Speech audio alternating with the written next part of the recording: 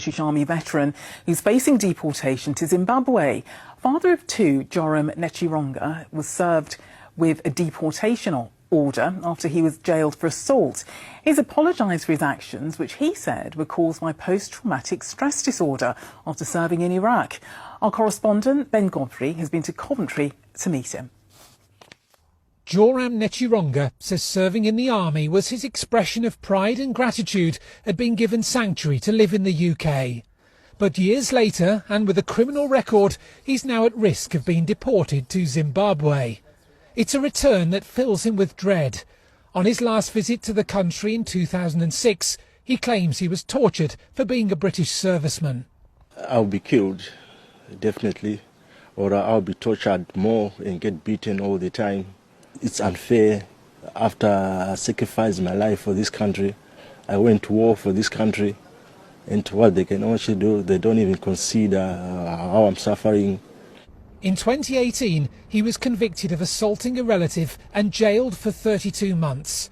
He claims that while serving with 9th Supply Regiment in Iraq, he began to suffer from post-traumatic stress disorder, and his actions were the result of what he'd seen on the front line.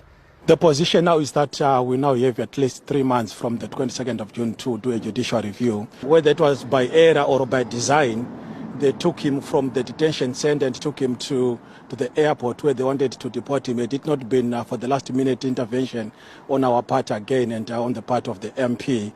The Home Office told us the government makes no apology for removing murderers, rapists and child abusers and those with no legal right to be in the UK.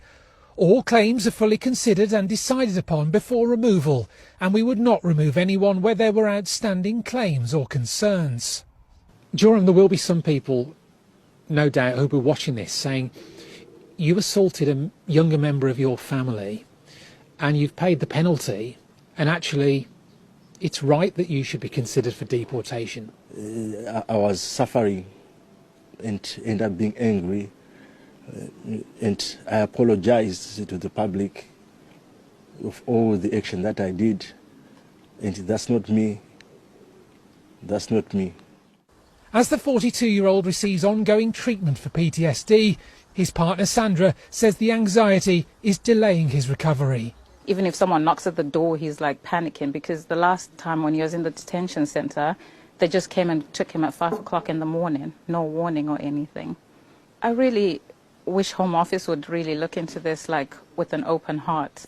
Local MP Zara Sultana has urged ministers to intervene in this case, while a crowdfunding campaign to support Joram Nechironga's legal fight has now topped £20,000.